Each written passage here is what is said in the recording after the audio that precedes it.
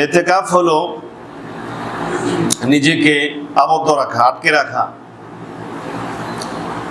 অর্থাৎ আল্লাহর নৈকট্য লাভের উদ্দেশ্যে নবী মুহাম্মদ সাল্লাল্লাহু আলাইহি ওয়াসাল্লামের তরিকা অনুযায়ী, তাহার সুন্নাহ অনুযায়ী রমাদানের শেষ দশকে নিজেকে মসজিদে আবদ্ধ রাখা, আটকে রাখা, মামুলি অন্য সকল কাজকর্ম বাদ দিয়ে ইবাদতের জন্যে, কদর তালাশের জন্যে মসজিদে অবস্থান করাকে শরীয়তের ভাষায় ইতিকাফ বলে।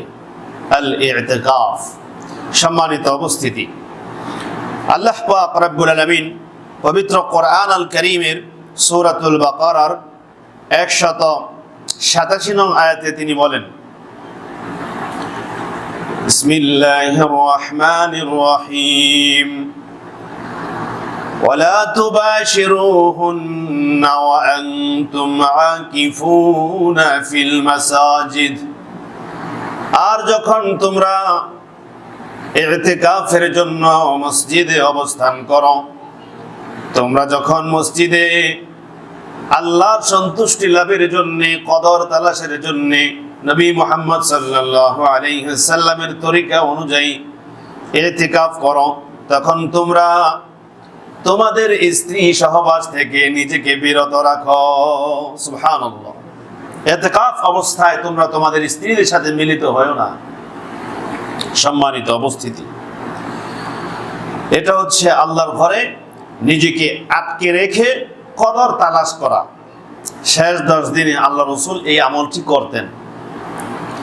বুখারীর 2025 নং হাদিস, عن عبد الله بن عمر رضي الله تعالى عنه قال كان رسول الله صلى الله عليه وسلم يعتكف العشر الأواخر من رمضان।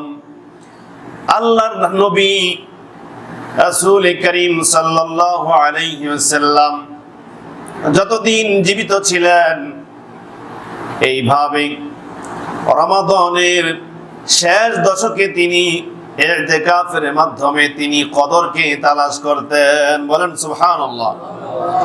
ইয়াতাকিফুল আশরুল আওয়াখির মিন রমাদান, আল্লাহর নবী রমাদানের শেষ দশকে ইতিকাফ করতেন এবং তিনি কদরকে তালাশ করে বেড়াতেন। সুবহানাল্লাহ। وعن عائشة الصديقة رضي الله تعالى عنها أن النبي صلى الله عليه وسلم كان يعتكف العشر الأواخر من رمضان حتى توفاه الله ثم اعتكف أزواجه من بعده। বুখারীর 2026 নং হাদিস, আল্লাহর নবীর স্ত্রী আয়েশা সিদ্দিকা রাদিয়াল্লাহু তাআলা আনহা বলেন, আল্লাহর নবী প্রতি রমাদান মাসে শেষ দশকে তিনি ইতিকাফ করতেন এবং তিনি যতদিন পর্যন্ত এইভাবে জীবিত ছিলেন এই আমলটি ধারাবাহিকভাবে তিনি করতেন। বলেন সুবহানাল্লাহ। আল্লাহর নবী রমাদানের শেষ দশকে নিজেকে মসজিদের ভিতরে আটকে রাখতেন, যদিও তার অনেক কাজ কাম আছে না নাই, একটা দুইটা স্ত্রী না, আল্লাহর হাবিবের 2 হালি স্ত্রী, দায়িত্ব অনেক বেশি, বেশি না কম? আল্লাহর নবী এইভাবে মসজিদে নিজেকে আটকে রাখতেন, কদরকে তালাশ করতেন। উম্মত আমার, তোমরা আমার মতো করে মসজিদে নিজেকে আটকে রেখে কদরকে তালাশ করো। কদর কেন তালাশ করবা জানোনি? আল্লাহ পাক রব্বুল আলামিন বলেন, লাইলাতুল কদরি খায়রুম মিন আলফি শাহর, এটা 1000 মাস অপেক্ষা এই এক রাতের মর্তবা ও মর্যাদা আল্লাহর কাছে অনেক বেশি। বলেন সুবহানাল্লাহ। 83 বছর 4 মাসের চাইতেও বেশি মূল্যবান রাত্রি একটা। যদি বলা হয় 83 বছর 4 মাস যদি কেউ চাকরি করে যত বেতন পাবে, ঠিক তত বেতন তাকে এক রাতে পারিশ্রমিক দেওয়া হবে। কেউ ঘুমাবে? কেউ ঘুমাবে? কেউ ঘুমাবে না। কারণ 83 বছর 4 মাসের বেতন পাওয়া যায় কয় রাতে? তানাজ্জালুল মালাইকাতু ওয়ার রূহু ফিহা বিইذনি রাব্বিহিম মিন কুল্লি আমরিন সালাম সালামুন হিয়া হাত্তা মাতলাইল ফজর। আল্লাহ কয় শোনো শোনো, এই রাতে ফেরেশতারা জিবরাইল সহ রূহের ফেরেশতারা, রূহ অর্থাৎ জিবরাইল ফেরেশতা এবং তার বিশাল বাহিনী এই ধরাধামে নেমে আসে আল্লাহর নবীদের কাছে, পয়গম্বরদের কাছে, যার ওহী নেওয়ার দায়িত্ব ছিল। সেই নবী সাধারণত পৃথিবীতে আর আসে না, কিন্তু এই রাতে তিনি এবং তার টিম দলবল সহ এই ধরাধামে নেমে আসে এবং তারা প্রতি ঘরে ঘরে, মাঠে ঘাটে, আনাচে কানাচে সালাম বার্তা নিয়ে, শান্তির পয়গাম নিয়ে ফজর পর্যন্ত অবস্থান করে। কোন সুবহানাল্লাহ। সম্মানিত উপস্থিতি, আল্লাহর হাবিব রমাদানের শেষ দশকে তাই ইতিকাফ করতেন এবং তিনি হাত্তা তাওয়াফাহুল্লাহু সুম্মা আতাকাফা আজওয়াজুহু মিন বাদিহি, যখন তার ওফাত হলো, তার ইন্তেকাল হলো, যখন তিনি মারা গেলেন, তখন তারপরে তার স্ত্রীগণ এই ইতিকাফের সুন্নতকে ধারাবাহিক চালু রেখেছে। বলেন সুবহানাল্লাহ। উম্মতে মুহাম্মাদি এখন এই ইতিকাফ চালু রেখেছে, সুবহানাল্লাহ। যেখানে মহিলাদের সুন্দর ব্যবস্থাপনা আছে, তাদেরকে আম্মাজান আয়েশা সিদ্দিকা এবং হাফসা রাদিয়াল্লাহু তাআলা আনহা আম্মাজানদের মতো করে ইতিকাফ যেখানে ব্যবস্থাপনা পর্দার সাথে মহিলাদের জন্য আছে, সেখানে মহিলারাও ইতিকাফ করবে। বলেন সুবহানাল্লাহ। এটাই উম্মতে মুহাম্মাদির সিদ্ধান্ত, যদিও কিছু ইখতিলাফ করে থাকে কেউ কেউ, কিন্তু এটাই সুন্নাহ। সম্মানিত উপস্থিতি, আল্লাহ রাসূলের পরে তার স্ত্রীগণ সেই ইতিকাফ মসজিদে করেছেন। সুবহানাল্লাহ বলেন। সম্মানিত উপস্থিতি, বুখারীর মধ্যে আরেকটি বর্ণনা 2044 নং হাদিস, আন আবি হুরায়রা রাদিয়াল্লাহু তাআলা আনহু قال قال كان النبي صلى الله عليه وسلم يعتكف في كل رمضان 10 أيام। আল্লাহর নবী এইভাবে রমাদানের শেষ দশকে তিনি 10 দিন ইতিকাফ করতেন। فلما كان العام الذي قبض فيه আল্লাহ রাসূল সাল্লাল্লাহু আলাইহি ওয়াসাল্লাম আসলেই 10 দিন ইতিকাফ করতেন, কিন্তু মৃত্যুর পূর্বের বছর, তিনি মারা যাওয়ার ওই পূর্বের বছরটার মধ্যে আল্লাহর নবী একটি আমল করলেন। ফিহি ইতিকাফা 20 ইয়াওমান, তিনি 20 দিন ইতিকাফ করলেন। বলেন সুবহানাল্লাহ। তিনি মৃত্যুর বছর, যেই বছর তিনি মৃত্যুবরণ করবেন, তিনি সেই বছর কয়দিন ইতিকাফ করছেন? 20 দিন। জি, আমি একদিন আগে ইতিকাফ বসছি, একদিন আগে। সাধারণত আজকে সবাই বসবে, কি বলেন? আজকে বসবে না? তা আমি একদিন আগে বসছি। একদিন আগে বসছি কে, এটার আমার কৈফিয়ত দিতে হবে। আল্লাহর নবী 10 দিন আগে বসলেন, 10 রমজান ইতিকাফে বসলেন। আল্লাহর নবী কি করলেন? ফালাম্মা কানাল আমু আল্লাযী কুবিদা ফীহি ইতিকাফা 20 ইয়াওমান। আল্লাহর নবী যেই বছর মারা যাবেন, আল্লাহর নবী যেই বছর মৃত্যুবরণ করলেন, ওই বছর তিনি 20 দিন ইতিকাফ করছেন। কারণ কি? কারণটা হচ্ছে আল্লাহর নবী আগের বছর যুদ্ধ অভিযানে থাকার কারণে ইতিকাফ করতে পারেন নাই। কথা বুঝতে পেরেছেন? তাহলে রমজান মাসেও আল্লাহর নবী যুদ্ধ করে, আর রমজান মাসেও আল্লাহর নবী কি করে? আর আমরা খালি সাহারি করি আর ইফতার করি, আর কাজ কাম একটু কম করি, একটু বিশ্রাম করি, তাই না? 17 রমাদান বদরের প্রান্তরে যুদ্ধের ময়দান কায়েম হয়ে গেল, উম্মতে মুহাম্মাদি টের পেল না। এইভাবে ফিলিস্তিনের মুসলমানদের উপরে স্টিম রোলার নির্যাতনের পাহাড় চাপিয়ে দেওয়া হচ্ছে, আর উম্মতে মুহাম্মাদি শুধু দোয়া করে। দোয়া দিয়ে যদি সব কিছু সমাধান হতো, তাহলে আল্লাহর নবীর মতো মুস্তাজাবুদ দাওয়া, আল্লাহর নবীর মতো দোয়া করতে তো পৃথিবীর কেউ জানতেন না। কি বলেন? আল্লাহর নবীকে কেন এত 27টি যুদ্ধের ময়দানে সিপাহ সালাম, জীবনে অসংখ্য যুদ্ধ তিনি পরিচালনা করেছেন, তার জীবদ্দশায় হয়েছে, সাহাবীরা শহীদ হয়েছে, পঙ্গু হয়েছে, আল্লাহর নবীর দান শহীদ হয়েছে, রক্তাক্ত হয়েছে 3.5 ঘন্টার মতো সময় তিনি ওহদের ময়দানে বেহুশ হয়ে পড়েছিলেন। কেন এত কিছু করলেন? দোয়া দিয়ে যদি সব হতো তাহলে এত কিছু কি করা লাগতো? উম্মতে মুহাম্মাদি সাহারি করে, ইফতার করে, বিশ্রাম করে। আর ওই দিক দিয়া ফিলিস্তিনের মুসলমানরা কাতরাচ্ছে। ফিলিস্তিনের মুসলমানদের মরদেহ, ছোট ছোট কচিকাঁচা মাসুম বাচ্চাদের মরদেহ, তাদের সেই শহীদি দেহ ফুলের পাপড়ির মতো আমাদের চোখের সামনে কিনা।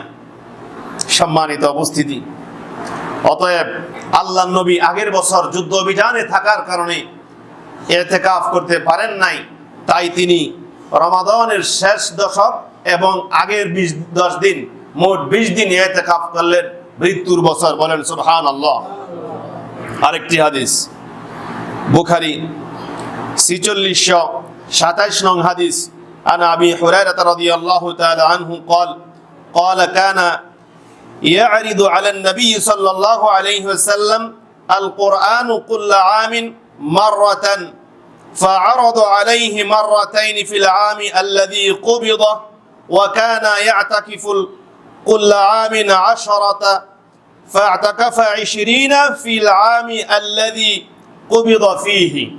রাসূল আকরাম সাল্লাল্লাহু আলাইহি ওয়াসাল্লাম তিনি রমাদান মাসে জিবরাইল আমিনকে কোরআন একবার শোনাতেন এবং জিবরাইল আল্লাহর নবীকে একবার কোরআন শোনাতেন। বলেন সুবহানাল্লাহ।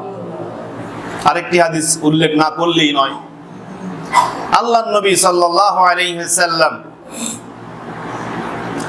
তার একটি আমল, এটা আমাদেরও থাকতে হবে। আল্লাহ রাসূল এই আমলটি তিনি করতেন। আন আব্দুল্লাহ ইবনে আব্বাস রাদিয়াল্লাহু তাআলা আনহু قال قال رسول الله صلى الله عليه وسلم عن عبد الله بن عباس رضي الله تعالى عنه قال عبد الله بن عباس رضي الله تعالى عنه বলেন أجود الناس بالخير، ধন সম্পদ ব্যয় করার ক্ষেত্রে আল্লাহর নবী সবার চাইতে অগ্রগামী ছিলেন। বলেন সুবহানাল্লাহ। وكان أجود ما يكون في رمضان، وكان جبريل عليه الصلاة والسلام يلقاه كل ليلة في رمضان। রমাদানে যখন জিবরাইল আমিন আল্লাহর নবীর সাথে সাক্ষাৎ করতেন, এমনি তো তিনি বেশি বেশি দান করতেন। রমাদানে যখন প্রতি রাতে আল্লাহর নবীর সাথে জিবরাইল আমিন দেখা সাক্ষাৎ করতেন, আল্লাহর নবী তারপর থেকে আরো বেশি বেশি দান করতেন। কোন সুবহানাল্লাহ। وكان جبريل عليه الصلاة والسلام يلقاه كل ليلة في رمضان। রমাদান শেষ না হওয়া পর্যন্ত আল্লাহর নবীর সাথে জিবরাইল আমিন প্রতি রাতে একবার করে সাক্ষাৎ করতেন। কোন সুবহানাল্লাহ। একবার করে সাক্ষাৎ করলে কি করতেন?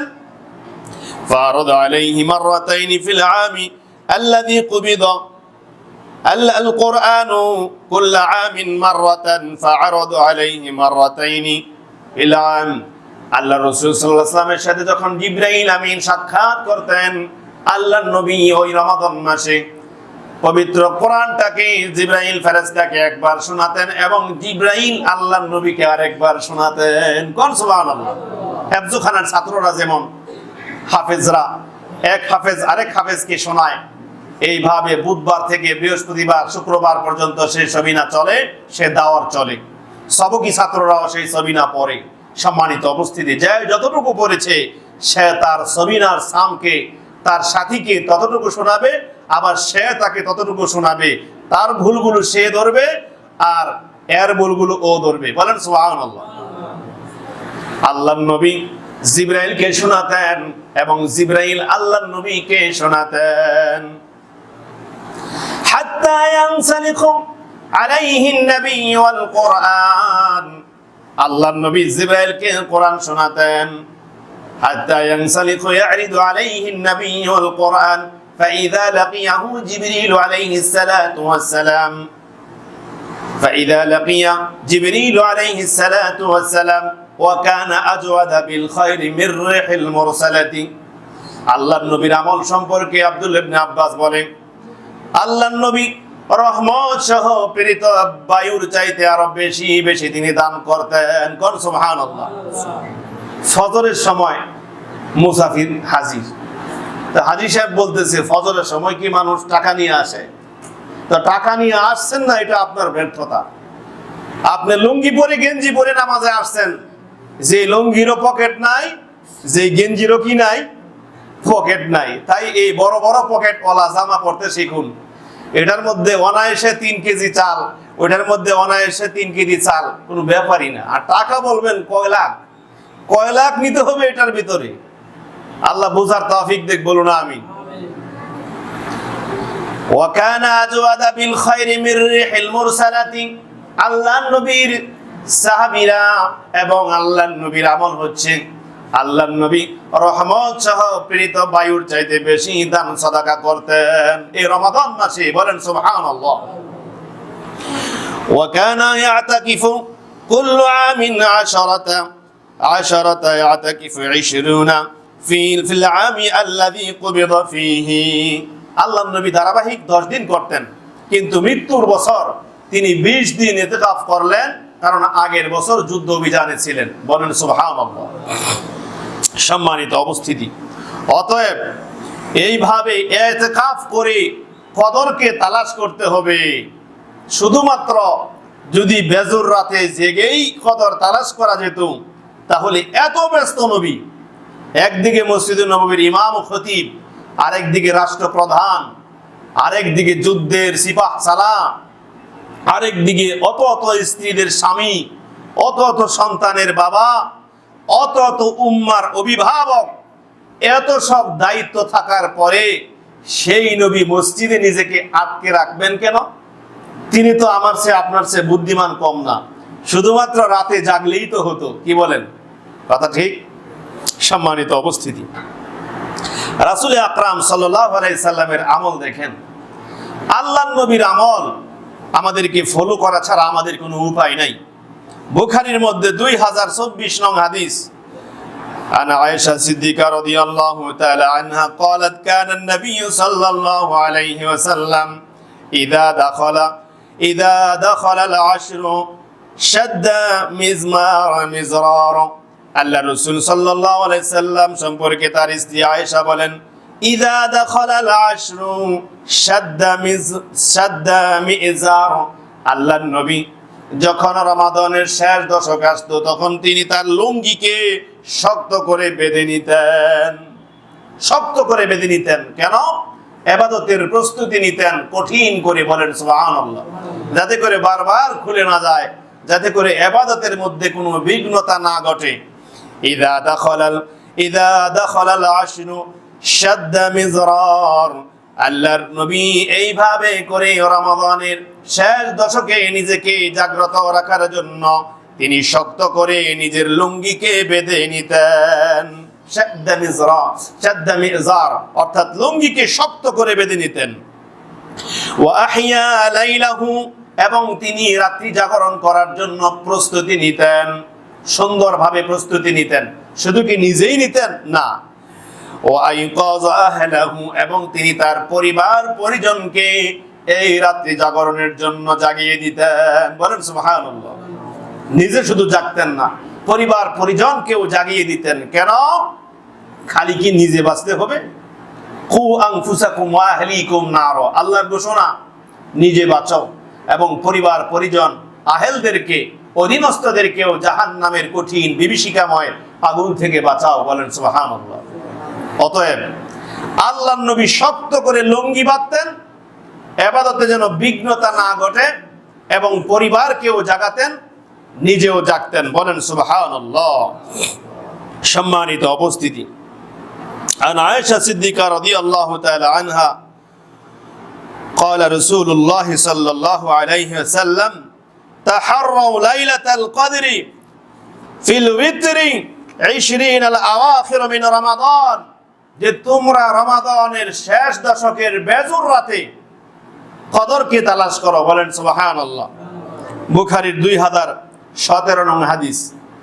তোমরা রমাদানের শেষ দশকের বেজুর রাতে তালাশ করো। কি রাতে? 21, 23, 25, 27 এবং 29, এই বেজুর রাতে তালাশ করো। আচ্ছা, আপনি বসে আছেন, আপনি থাকেন বসে বেজুর রাত নিয়ে, শুধু খালি বেজুর রাত নিয়ে থাকেন আপনি, কারণ হাদিস তো এটা না, আরো আছে, ওগুলো আপনাকে জানতে হবে। আল্লাহ রাসূল সাল্লাল্লাহু আলাইহি সাল্লাম বলেন, আন ইবনে ওমর রাদিয়াল্লাহু তাআলা আনহু قال উরু লাইলাতাল কদরি ফিল মানামি ফি সাব'িল আওয়াখির মিন রমাদান। নবী করিম সাল্লাল্লাহু আলাইহি সাল্লাম বলে, তোমরা রমাদানের শেষ 7 রাতে কদরকে তালাশ করো। বলেন সুবহানাল্লাহ। 7, এটা 7টি রাতে তোমরা কি করো? তালাশ করো। 7টি রাত। এখন 7টি রাত, আমরা বেজুর রাত যদি ধরি তাহলে রাত হয় 5টা। কয়টা হয়? 5টা হয়। এখন 7টা যে আসলো, সম্মানিত উপস্থিতি, 7 আসবে। আরেকটি হাদিস শুনেন, বুখারীর 2022 নং হাদিস। আল্লাহ রাসূল সাল্লাল্লাহু আলাইহি ওয়াসাল্লাম বলেন, আন ইবনে আব্বাস রাদিয়াল্লাহু তাআলা আনহু قال তামিসু ফি 24, আল্লাহর নবী বলে, তোমরা রমাদানের 24তম রাতে তোমরা কদরকে তালাশ করো।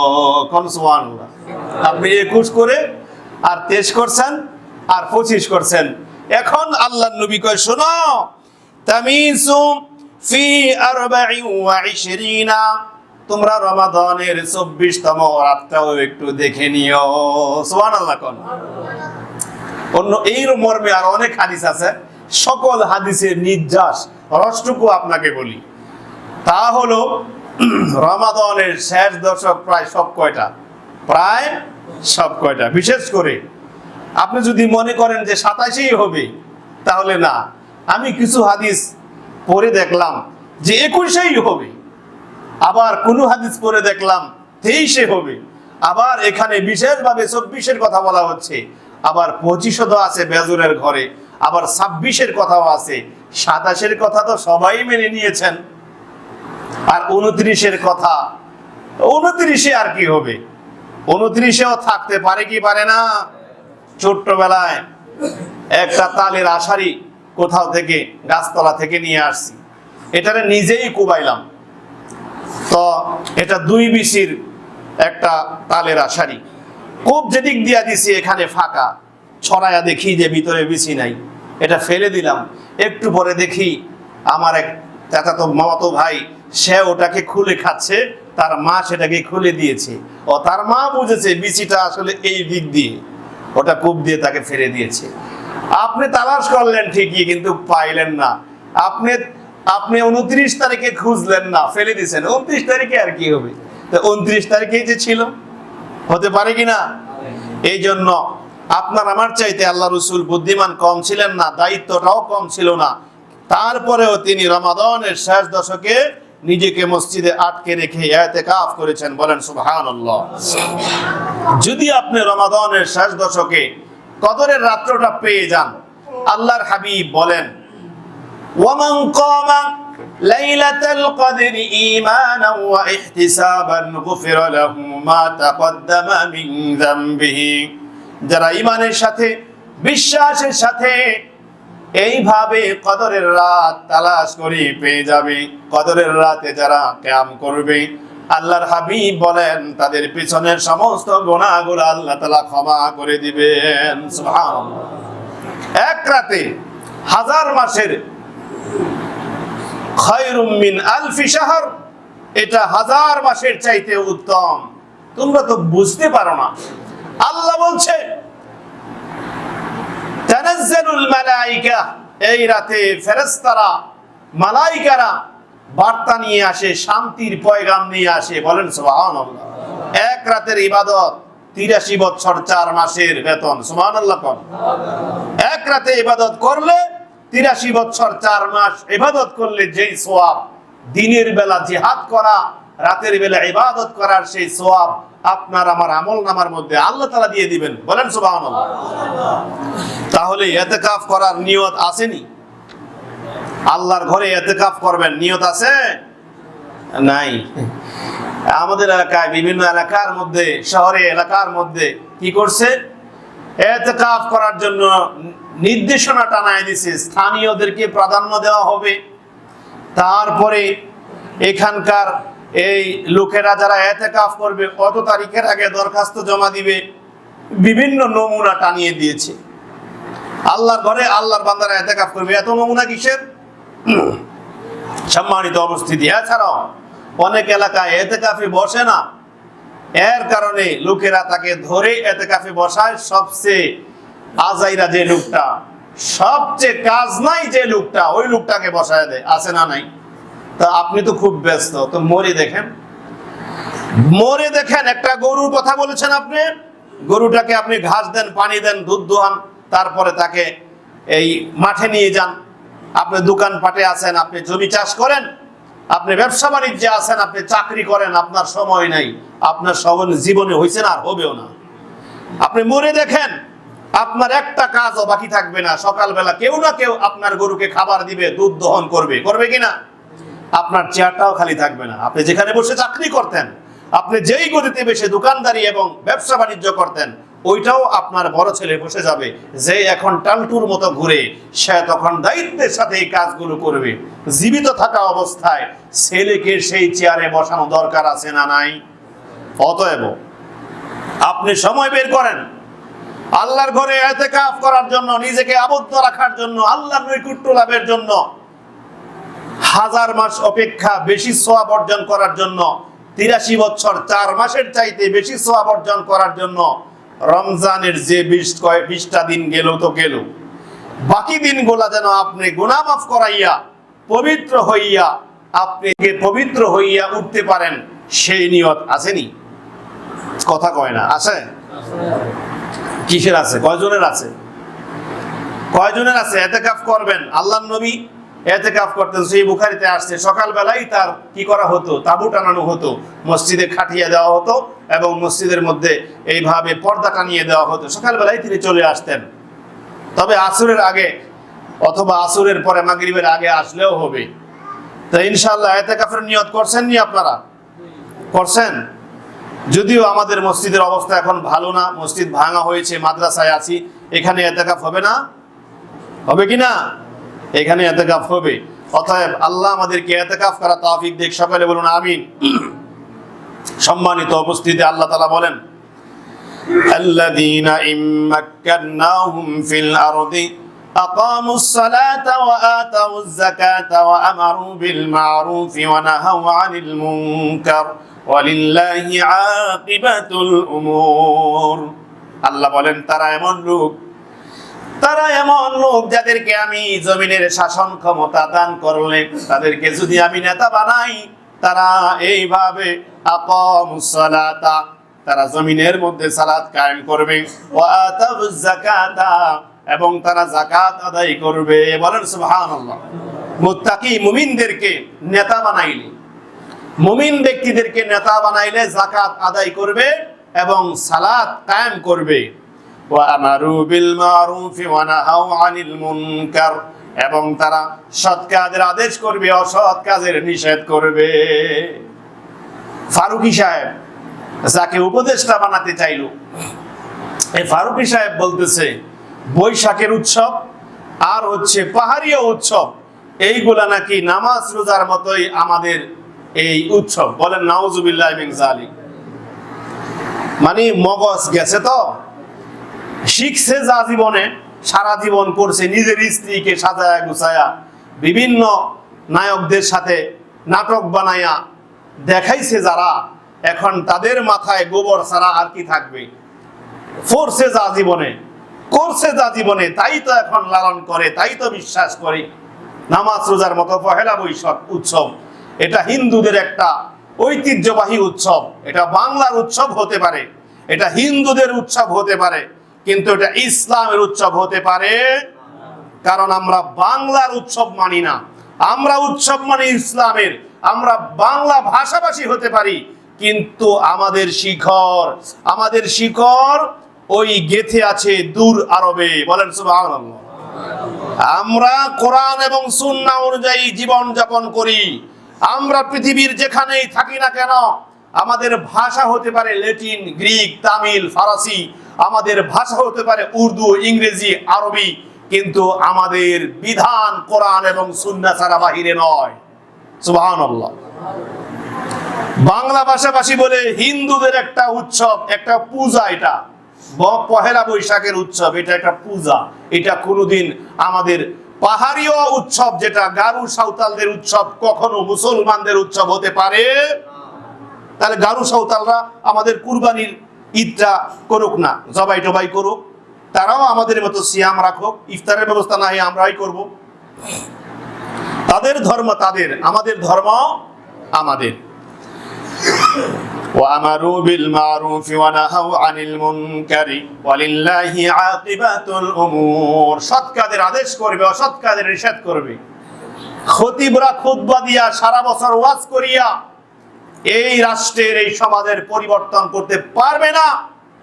আমি 10টা খুতবা দিলাম, আমি 20টা খুতবা দিলাম, সারা জীবন দিলাম, রমাদান মাসে এই বাজারের দোকানগুলা বন্ধ করতে পেরেছি? আমার বাবা খতিব পেরেছে, আমার দাদা খতিব পেরেছে, আমার সন্তান খতিব কি পারবে? কখনো পারবে না, যেই পর্যন্ত না রাষ্ট্রীয় আইন প্রয়োগ করে সেখান থেকে এটাকে বাধা প্রদান না করা হবে। সম্মানিত উপস্থিতি, এজন্য রাষ্ট্রীয় দায়িত্বে কোরআনকে নিতে হবে কিনা আল্লাহ তাআলা আরো বলছেন সূরাতুল হজ্জের 41 নং আয়াত।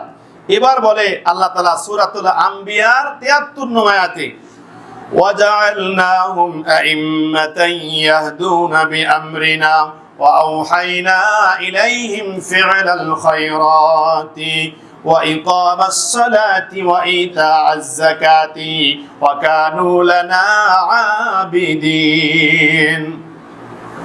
আর তাদেরকে আমি জমিনের নেতা বানিয়েছি। বলেন সুবহানাল্লাহ। আগে বলা হচ্ছে যদি তাদেরকে আমি নেতা বানাই, আর এখন বলতেছে আর তাদেরকে আমি জমিনের শাসন ক্ষমতা দান করলাম। তাদেরকে যখন আমি নেতা বানালাম, তারা আমারই বিধান অনুযায়ী, আমারই দ্বীন অনুযায়ী তারা কোরআন এবং হাদিসের শাসন তারা কায়েম করেছে। সালাত কায়েম করলো, যাকাত প্রতিষ্ঠা করলো, এবং তারা আমারই বিধান অনুযায়ী রাষ্ট্র পরিচালনা শুরু করে দিল। বলেন সুবহানাল্লাহ। ইনসাফ এবং যাকাত ভিত্তিক যদি রাষ্ট্র কায়েম হয়ে যায়, যদি কোরআন এবং সুন্নাহ ভিত্তিক রাষ্ট্র কায়েম হয়ে যায়, তাহলে দরিদ্র বিমোচন হবে। দরিদ্রতার কষাঘাতে মানুষ আর কষ্ট করবে না। কাদাল হাক্কু আইয়াকুনা কুফরা। দরিদ্রতা মানুষকে কুফরির দিকে ঠেলে দেয়। বলেন নাউযুবিল্লাহি মিন যালিক। এই দরিদ্রতার কারণে মানুষ নিজেদের সতীত্বকে বিক্রি করে দেহ ব্যবসায়ী হয়ে যায়। এই দরিদ্রতার কারণে মানুষ চুরি ছিনতাই করে। কিছু তো আছে যাদের নেশা এবং পেশা হয়েছে, যাদের রুচি হয়েছে এমনটা, কিন্তু অনেক মানুষ দরিদ্রতার কারণে এমনটা করে। আল্লাহ চায় না, আল্লাহর হাবিব চায় না যে এক শ্রেণী পাহাড় চুম্বি, গগন চুম্বি উচ্চতায় বাস করবে, আরেক শ্রেণী গাছতলায় বাস করবে, আরেক শ্রেণী নোংরা নর্দমায় থাকবে। এটা চায় না। এই জন্য দরিদ্র বিমোচন এটা ইসলামের অন্যতম একটি বড় কাজ। বলেন সুবহানাল্লাহ। সম্মানিত উপস্থিতি, আপনি যাকাত দিবেন। যাকাত এটা অনেকে মনে করে এটা অনুগ্রহ করতেছে, এটা তাকে ছোট করে। আছে নাকি নাই? যাকাত দেয়, নিজেরে খুব বড় মনে করে, এবং যে নিতে যায় তাকে ছোট মনে করে না। আল্লাহ তাআলা বলছেন সূরাতুজ জারিয়াতের 19 নং আয়াতে, ওয়াফি আমওয়ালিহিম হাক্কুল লিসাইলি ওয়াল মাহরুম। ধনীদের অর্থের ভিতরে দরিদ্রদের হক রয়েছে। সুবহানাল্লাহ।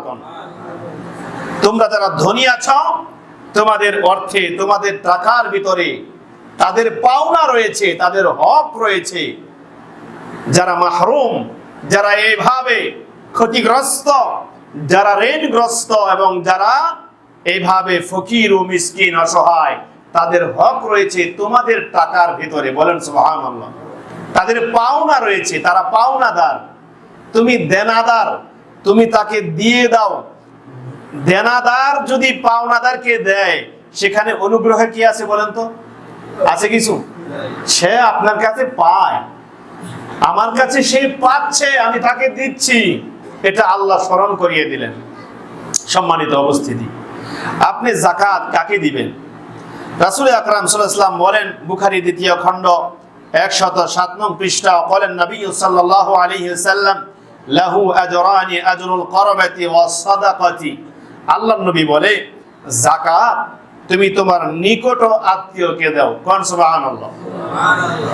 যাকাত তুমি তোমার নিকট আত্মীয়কে দাও। নিকট আত্মীয়কে দিলে 2টা সওয়াব, দূরবর্তী আত্মীয়কে অথবা অনাত্মীয় দূরবর্তী যে কোনো জায়গায় যে কাউকে দিলে এটা একটা সওয়াব, শুধুমাত্র যাকাত আদায়, এটা দানের সওয়াব হবে। বলেন সুবহানাল্লাহ। কিন্তু লাহু আজরানি, আজরুল করবাতি ওয়া সাদাকাতি, যদি আত্মীয়কে দেন 2টা সওয়াব। কয়টা? একটা হলো যাকাত আদায় করেছেন, দানের সওয়াব, আর একটা হলো আত্মীয়তার মধ্যে দিয়েছেন, আত্মীয়তার বন্ধন রক্ষা করেছেন, আত্মীয়কে খারাপ কাজ থেকে বাঁচালেন, আত্মীয়কে কুফরি থেকে বাঁচালেন। কারণ কাদুল হাক্কা ইয়াকুনা কুফরা, দরিদ্রতার কারণে সে, তার টাকা লাগবে, সে এখন কিস্তিতে টাকা উঠাতে যাবে, যায় কি যায় না? তাহলে তাকে আপনি ওখান থেকে বাঁচাইলেন, তাকে আপনি দিলেন, এখানে কয়টা সওয়াব? 2টা সওয়াব, ডাবল সওয়াব। করব কি করব না? আল্লাহ করার তৌফিক দেখ, সকলে বলুন আমিন। যাকাত আরো দিবেন যে সমস্ত জায়গায়, লিল ফুকারা ইল্লাযীনা উহসিনু ফি সাবিলিল্লাহি লা ইস্তাতিউনা দরবান ফিল আরদি ইয়াহসাবুহুমুল জাহিলু আগনিয়া মিনাত তাআফফুফ تعرفهم بسيماهم لا يسألون الناس إلحافا। আল্লাহ তাআলা বলেন, শোনো শোনো, যাকাত এবং দানের মাল তাদের হক রয়েছে, যারা এইভাবে লিল ফুকারা ইল্লাযীনা উহসিরু ফি সাবিলিল্লাহ, এটা ফকির মিসকিনদের হক রয়েছে। আর রয়েছে যারা ফি সাবিলিল্লাহ, আল্লাহর রাস্তায় নিজেকে আটকে রেখেছে, যারা নিজেদেরকে আল্লাহর রাস্তায় সঁপে দিয়েছে। বলেন সুবহানাল্লাহ। আল্লাহর কাজ করে, যেমন যুদ্ধের ময়দানে আছে, যে সমস্ত যোদ্ধারা রণাঙ্গনে, যুদ্ধের ময়দানে ইসলামকে সমুন্নত রাখার জন্য ফিলিস্তিনের পক্ষ নিয়ে যুদ্ধ করছে, কিছু মৌলবী সাহেব আছে, এরা এই সমস্ত যোদ্ধাদেরকে দেখতে পারে না, আছে না নাই? এদিকে দেখেন, আল্লাহ কয় ফি সাবিলিল্লাহ, আল্লাহর রাস্তায় যারা এইভাবে নেমে গিয়েছে। আল্লাহর রাস্তা ভাই অনেক, ডাইরেক্ট আল্লাহর রাস্তা বলতে হচ্ছে যেই রাস্তায় যুদ্ধ করে যোদ্ধারা। বলেন সুবহানাল্লাহ। যে রাস্তায় ইসলামের পক্ষ নিয়ে কাফেরদের সাথে, বাতিল শক্তির সাথে যুদ্ধ করে, রণাঙ্গনে যোদ্ধা যারা, যারা পরিবার পরিজন, মা বাবা আত্মীয় স্বজন সবকিছু ছেড়ে, ও যে বড় হয়েছে, লেখাপড়া করছে, শিক্ষিত হয়েছে, ইঞ্জিনিয়ার হয়েছে, ও যে অনেক শিক্ষা অর্জন করে এখন যুদ্ধে গেল, বাবা মা তার কাছে কিছু আশা করে না, এত কিছু করাইছে, বাবা মা তো এখন বার্ধক্যে উপনীত হয়েছে, এখন এই বাবা মা কিভাবে চলবে? আল্লাহ তাআলা কয় ফি সাবিলিল্লাহি লিল ফুকারাইল্লাযীনা উহসিরু ফি সাবিলিল্লাহি, আরে সাদাকার মাল, আরে এই সমস্ত যাকাত এবং সাদাকা তাদের জন্য যারা ফকির ও মিসকিন, আর হচ্ছে যারা আল্লাহর রাস্তায় নিজেকে উৎসর্গ করে দিয়েছে, যুদ্ধের ময়দানে যুদ্ধ করছে, তাদের পিতামাতারা বাড়িতে অসহায় আছে, ওই পরিবারকে দাও। কোন সুবহানাল্লাহ। আরো আছে ফি সাবিলিল্লাহ, মসজিদ মাদ্রাসার দায়িত্বশীল ইমাম, খতিব, তারপরে শিক্ষক, তারপরে দারোয়ান, তারপরে বিভিন্ন বাবুর্চি, যারা মসজিদ মাদ্রাসার কাজে থাকে, যারা রাষ্ট্রীয় বিভিন্ন দায়িত্ব পালন করতে গিয়া, যারা এইভাবে কোরআন হাদিসের খেদমত করতে গিয়া আর কিছু করতে পারে না, এমন লোক আছে না নাই? এমন লোক আছে। যারা এমন আছে ফি সাবিলিল্লাহ, আল্লাহর রাস্তায় নিজেকে উৎসর্গ করেছে, আপনি কত দিলেন এটা পকেট থেকে বের করে আর দেখে না। আল্লাহ তাআলা বলছেন ফি সাবিলিল্লাহ, যারা আল্লাহর রাস্তায় নিজেকে সঁপে দিয়েছে, লা ইস্তাতিউনা দারবান ফিল আরদ, যারা জমিনে অন্য কোনো কাজে আর ঘুরতে পারে না, এই কাজটাই করে, আছে না নাই? শুধু এটাই করে, লা ইস্তাতিউনা দারবান ফিল আরদ, জমিনে আর কোনো কাজ করে না, শুধু ধর্মীয় কাজটাই করে, শুধু জিহাদটাই করে, ও যোদ্ধা ও শিক্ষক, এই যদি হয় তার কাজ, লা ইস্তাতিউনা দারবান ফিল আরদ, আর কোনো কাজ করতে পারে না। ফিল আরদি ইয়াহসাবুহুমুল জাহিলু, আর তোমাদের মধ্যে কিছু অজ্ঞ মূর্খ আছে, ইয়াহসাবুহুমুল জাহিল, যারা তাদের সম্পর্কে খবর রাখে না, মনে করে ঠিকই আছে। ইমাম সাহেবকে জিগায়, ইমাম সাহেব হুজুর যাকাত, আপনি কি যাকাত খান? কি জিগায় দেখেন তো, আপনি কি যাকাত খান? আল উলামা ওয়ারাসাতুল আম্বিয়া, আলেমরা হচ্ছে নবীদের ওয়ারিস। তখন তার জাগ্রত হয় ওই মেধা, সে বলে না আমি যাকাত খাই না। যাকাত যদি খান তাহলে 500 টাকা দিতাম। তোমার 500 টাকা নেওয়ার জন্য ও আছে? তুমি 5 লাখ টাকা নিয়ে আসো তার কাছে, ওর যে থলি আছে, ওর যে সালা আছে, ওখানে 5 লাখ দিলেও পড়বে না। ওর যা চাওয়া পাওয়া আছে, ওর যা ক্ষতি আছে, ওর যা সমস্যা আছে, ইয়াহসাবুহুমুল জাহিলু, এই সমস্ত মূর্খরা জানে না, ইয়াহসাবুহুমুল জাহিল, এই সমস্ত দানবীর বেখবর লোকেরা জানে না, আগুনিয়া মিনাত তাআফুফ, তাকে মনে করে দাড়িগুলো আশ্রানো, তেল দেওয়া আছে, পাঞ্জাবিটা ইস্তারি করা আছে, আগুনিয়া মিনাত তাআফুফ, মনে হয় হুজুর ধনী, মনে হয় হুজুর কি বলেন, মনে হয় হুজুর কি ধনী। আয়সা হুজুর আপনি কি যাকাত খান? 50 টাকা দিব, আয়াজি যাকাত খাইনি, তুই 5 লাখ টাকা লই আয়, ওরে জিগা হুজুর 5 লাখ দিলাম। হুজুরকে দেওয়ার সময় বলতেও হবে না যে আপনি যাকাত খাননি, ওকে তো খালি যাকাত দিবেন। খালি কি দিবেন? আমি এইখানকার ইমামের কথা বলছি না, এই পৃথিবীতে অনেক ইমাম তো আছে সম্ভ্রান্ত, আছে না নাই? তো সম্ভ্রান্ত কিভাবে চিনবেন? যে ইমাম কুরবানির দিন মসজিদে থাকে অসম্ভ্রান্ত, ওর তো 400 উট জবাই করার কথা ছিল রাজশাহী গিয়ে, কি বলেন? কথা ঠিক না? অত উমরা করার কথা ছিল এই রমাদানে, পরে আছে এখানে, পরে আছে এখানে। ও জানে না উমরার মর্তবা, রমাদানে উমরার মর্তবা কত? ও জানে না কুরবানির মর্তবা কত? কত কুরবানির হাদিস এবং কোরআন আপনাকে শোনাইলো, আর সে কুরবানির খবর নাই, পরে আছে। আয়াজি গায় হুজুর আপনি কি কুরবানির গোশত নিবেন? বলে কি বলে না? হুজুরে কয় গোশতই খাওয়া লাগবে না। ও আমার জিগায় আয়সা 2 টুকরা গোশত দিবে, আয়সা বলে গোশত নিবেন নি, আছে না নাই? সাবধান, ইয়াহসাবুহুমুল জাহিল আগুনিয়া মিনাত তাআফফুফ, কিছু অজ্ঞ লোকেরা আছে, আয়সা মূর্খতার কারণে আয়সা জিগায়, হুজুরকে মনে করে হুজুর ধনী, সবাইকে দিছে, হুজুরকে দিল না। হুজুরের বাড়িতে যান, গিয়া দেখেন ভাঙ্গা ঘর, তার শিয়াল আসে আর যায়, তার কি অবস্থা, তার কি দুরবস্থা, তার মেয়েটা অসুস্থ, তার স্ত্রী অসুস্থ, বড় ডাক্তার দেখাতে হবে, এই কিছু হোমিওপ্যাথি 50 টাকার ওষুধ খায় এই রোগটাকে ধামা দিয়ে রাখতেছে, এটা খালি বাড়তেছে। আপনি মাদ্রাজ যান, আপনি ব্যাংকক যান, সিঙ্গাপুর যান, আর হুজুরকে আয়সা জিগান, হুজুরকে মনে করেন আগুনিয়া মিনাত তাআফফুফ তারিফুহুম বিসিমাহুম লা ইয়াসআলুনা আন-নাস ইলহাফা। শুনুন, তাদেরই হক রয়েছে যারা আল্লাহর রাস্তায় নিজেকে আটকে রেখেছে, বলেন সুবহানাল্লাহ। কথা মানবেন তো ইনশাআল্লাহ? কোন ইমাম খতিবের পক্ষ নিয়ে বলছি না ভাই, এটা কোরআন থেকে, ডাইরেক্ট কোরআন থেকে বলছি, এটা আল্লাহ তাআলা কোরআনুল কারীমের ভিতরেই বলেছেন। সম্মানিত উপস্থিতি, আল্লাহ পাক রব্বুল আলামিন এইভাবে সূরাতুল বাকারার 273 নং আয়াতে এই কথা বললেন। আল্লাহ তাআলা আরো বলেছেন ইন্নামাস সাদাকাতু লিল ফুকারা'i ওয়াল মাসাকিন ওয়াল আমিলিনা আলাইহা ওয়াল মুআল্লাফাতি কুলুব ওয়া ফির রিকাব ওয়াল গারিমিনা ওয়া ফি সাবিলিল্লাহি ওয়া বিনিস সাবিল, বলেন সুবহানাল্লাহ। আপনি সাদাকা অথবা যাকাত কাকে দিবেন? ইন্নামাস সাদাকাতু লিল ফুকারা, আপনি দিবেন ফকিরকে। কাকে? ফকির হইছে সে যে আইছে আর কইছে, যে চাইছে, কথা বুঝতে পারছেন? মাসাকিন হচ্ছে তারা, মিসকিন হচ্ছে তারা যাদের অভাব আছে কিন্তু চায় না, এমন লোক আছে না নাই? ওর আত্মমর্যাদা আছে, ওকে চিনতে হবে, আপনাকে আল্লাহ টাকা দিছে, টাকা কি এমনি আইছে? আপনার মেধা নাই? আপনি কি বোকা? আপনি কি বুঝেন না তার প্রয়োজন? আপনি কি দেখেন না সে কি করে? আপনি দেখেন না তার কয়টা সন্তান, সে কয় টাকার চাকরি করে? আপনার কাছে আসতে হবে কেন? আপনি মোট নিয়ে বসে আছেন, আপনার কাছে আসবে সে। আপনি যাবেন তার কাছে, তাকে চিনবেন, সে বলবে না আপনাকে। মাসাকিন, এই মিসকিনকে দেখে দেখে তাদেরকে টাকা বাড়িতে গিয়ে সবার অগোচরে দিয়ে আসতে হবে। আল্লাহ তৌফিক দেখ, বলুন আমিন।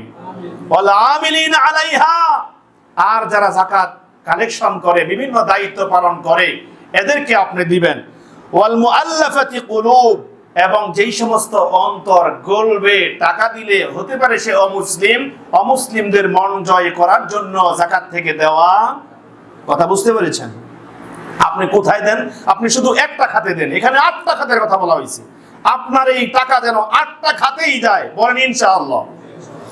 এরপরে বলা হচ্ছে ওয়াফির রিকাব, এবং যারা দায়, ওয়াফির রিকাব, এবং যারা বন্দী আছে, যারা বন্দী আছে জেলখানায় বছরের পর বছর, এই নির্যাতনের করাল ঘাসে যারা নিমজ্জিত আছে, কোষাঘাতে যারা নিমজ্জিত আছে, এখনো পর্যন্ত ছাত্র আন্দোলনের পরেও যারা নির্মম নির্যাতন সহ্য করছে, কারা বরণ করছে, এমন লোক এখনো জেলখানায় আছে না নাই? ওই সমস্ত বন্দীদেরকে মুক্তিপণের টাকা আপনার যাকাত থেকে দিবেন, বলেন সুবহানাল্লাহ। আপনি কি মনে করেছেন আপনার জীবনে কোনোদিন দিছেন? আপনার জীবনে কোনোদিন দিছেন? উমুকের ছেলে, আপনি জানেন নির্যাতনের শিকার হয়েছে মিথ্যা মামলায়। বাজারের এক ভাই, আজ থেকে প্রায় 8-9 বছর যাবত, আরো বেশি হবে, এক ভাই এখনো পর্যন্ত জঙ্গি মামলায় গ্রেফতার আছে। আছে না নাই? ও মুক্তি পাইছে? বলেন, কথা বলেন, মুক্তি পাইছে সে? আপনি জানেন না এই খবর? তার পরিবারকে টাকা দেওয়া দরকার ছিল, তার বাবার হাতে টাকা দিয়ে বলা দরকার ছিল তার মুক্তির ব্যবস্থা করেন, তার উকিলের সাথে কথা বলেন, কত টাকা লাগবে আমরা দিব, বলা দরকার ছিল কি ছিল না?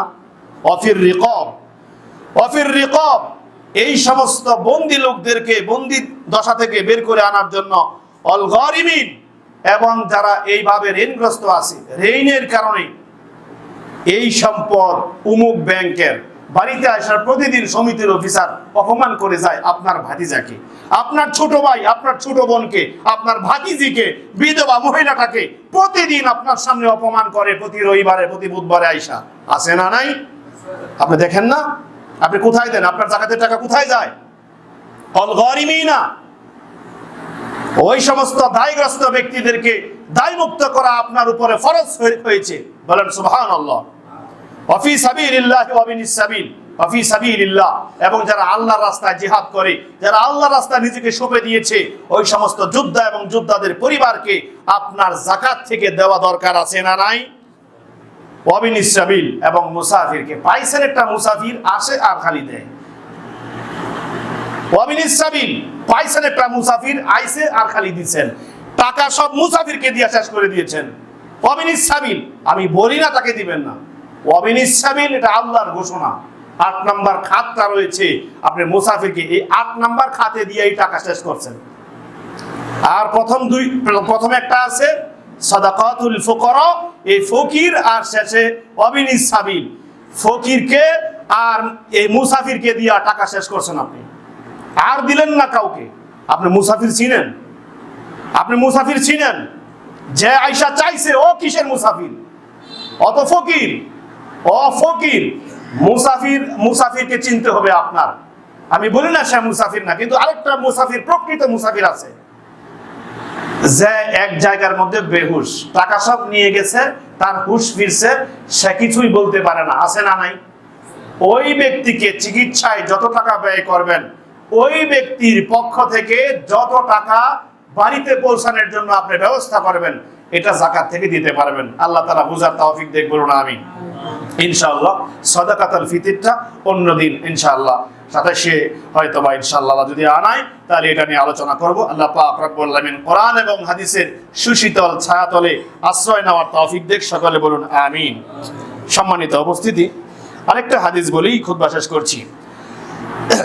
রাসূলুল্লাহ সাল্লাল্লাহু আলাইহি ওয়াসাল্লাম বলেন, ইয়াকুলু সামি'তু নবী সাল্লাল্লাহু আলাইহি ওয়াসাল্লাম ইয়াকুলু তাসাদ্দাকু ফাসায়াতি আলাইকুম জামানুন ইয়ামশি আর-রাজুলু বিসাদাকাতিন ফায়াকুলু আর-রাজুলু লাউ জি'তা বিহা বিআসমি লাউ জিতা বিহা বিআমসি লাকাবিলতুহা মিনকা ফাআম্মাল ইয়াওমা ফালা হাজাতা লি ফিহা।